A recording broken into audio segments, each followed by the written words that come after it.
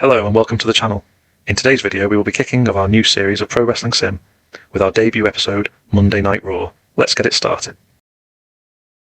So we open up the show with Shane McMahon coming down to the ring. Welcome to Monday Night Raw. I'm your new general manager, Shane McMahon, and tonight we're shaking things up. Effective immediately, all championships have been vacated. We're starting fresh, no shortcuts, no favourites. And the World Heavyweight Championship?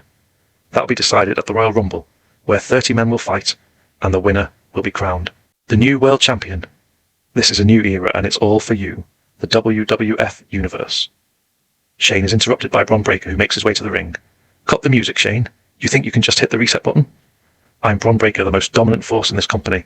I don't need your stupid rumble to prove I'm the best. That world title is mine right now, and nobody in this dump of a city or that locker room can stop me. Chris Jericho then appears and makes his way down the ramp. Whoa, kid, slow down. Bron, you're out here acting like you own the place. But let me remind you who you're talking to.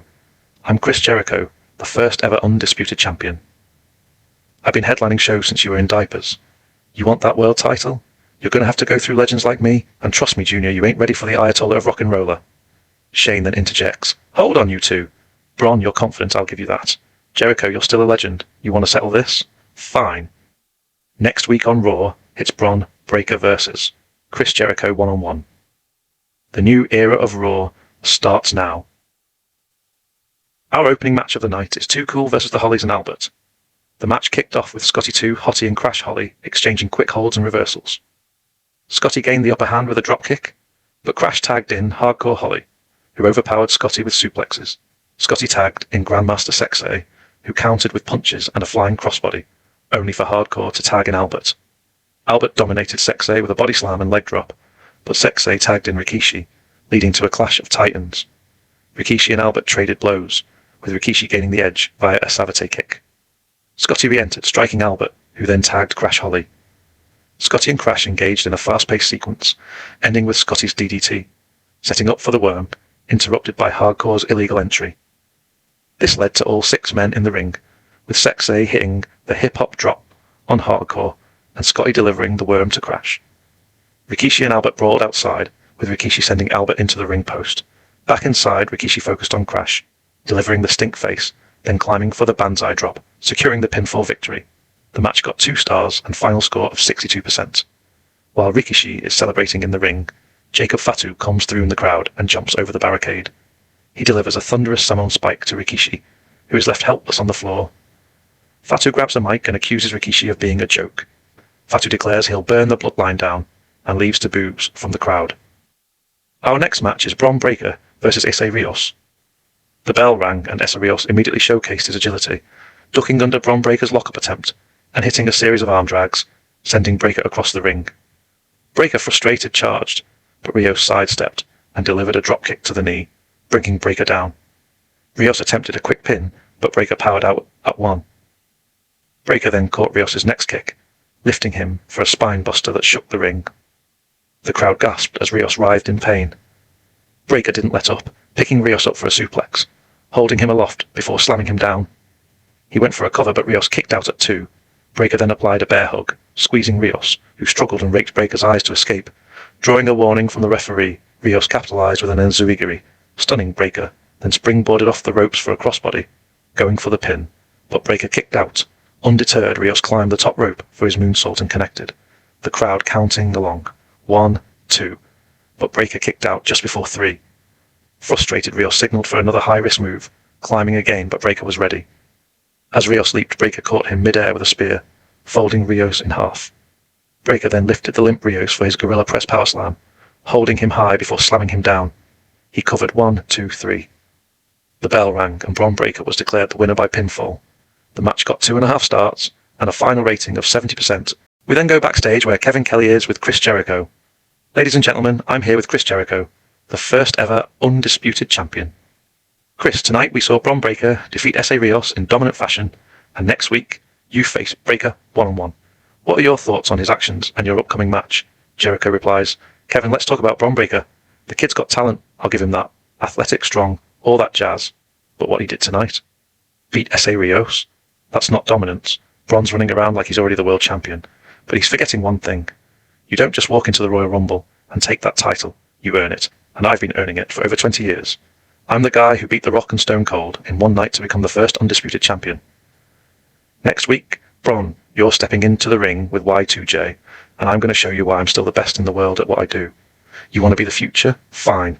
But the future learns from the past, and I'm about to school you, Junior. As Jericho finishes the interview and turns away, Breakker delivers a devastating spear into the stage behind him. Bron shouts at Jericho, "This is my time!" The backstage staff rush to Jericho. Next, we have a short vignette announcing that Gino Hernandez will be live on Raw next week. Next up is a hardcore fatal four-way match for the hardcore title. The bell rang, and immediately all four men brawled in the ring. Mideon and Gangrel briefly teamed up, double-teaming Devon Dudley, but Gangrel turned, hitting Mideon with a clothesline. Al Snow grabbed Head from under the ring and struck both Mideon and Gangrel, sending them out. Devon and Al Snow faced off, with Devon taking control with punches and a suplex, then retrieving a steel chair.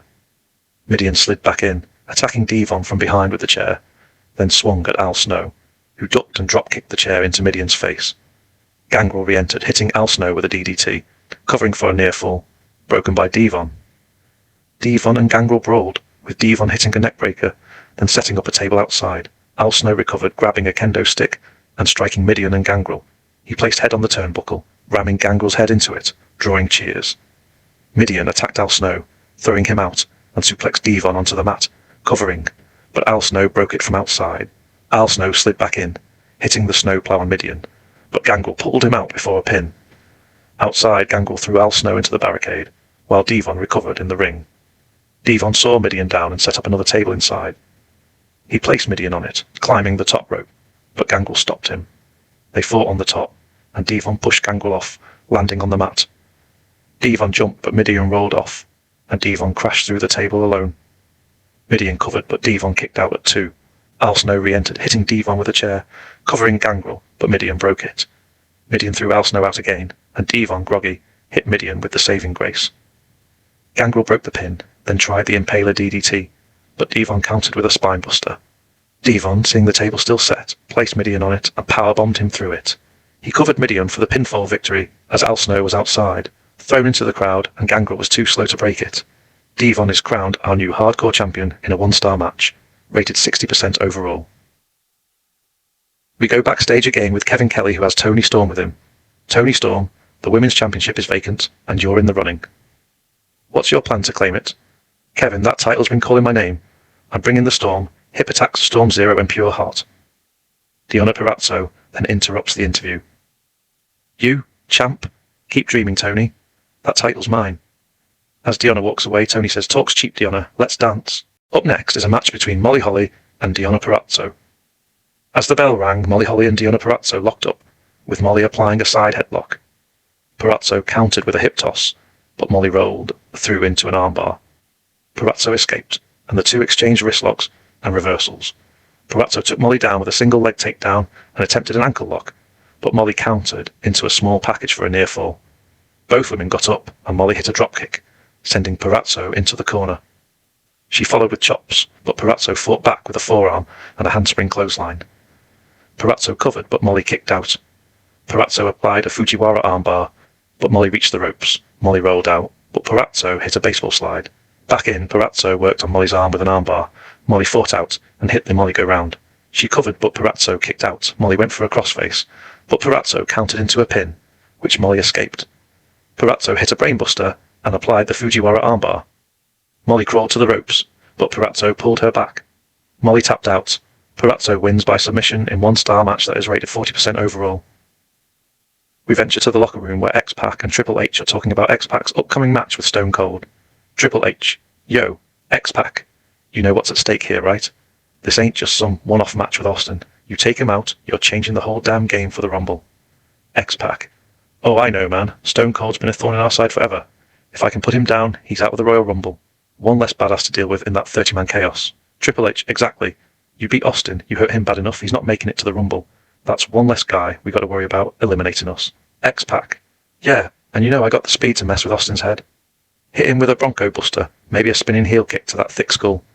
If I can keep him grounded, he's done. No rattlesnake slithering into the Rumble." Triple H, "That's the spirit, kid." In our main event, Stone Cold, Steve Austin face X-Pac. The bell rang and X-Pac immediately used his speed.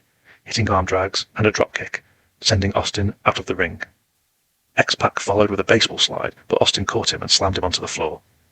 Back in, Austin took control with clotheslines and a suplex, then applied a chin lock. X-Pac fought out with a jawbreaker and hit a spinning heel kick, climbing for a crossbody. Austin caught him, applying a sharpshooter, but X-Pac reached the ropes. X-Pac hit a Bronco Buster, then went for the X-Factor, but Austin countered with a powerbomb. X-Pac kicked out at 2. They exchanged strikes, with X-Pac hitting a low blow, or small package for a near fall. Austin hit a big boot, but X-Pac kicked out. X-Pac tried a top rope move, but Austin superplexed him. Both down, Austin recovered, hit the Stone Cold Stunner, and pinned X-Pac for the win. The match is rated 2.5 stars and 81% overall. That brings our opening Raw to a close. We got an overall rating of 79%, which isn't bad for an opening show. We increased our popularity everywhere by 0.2, which is a great start. I hope you've enjoyed this episode of Monday Night Raw. Tune in next week to see the next episode. If you like this content, please drop a thumbs up and subscribe so you don't miss any new episodes. Thank you for watching.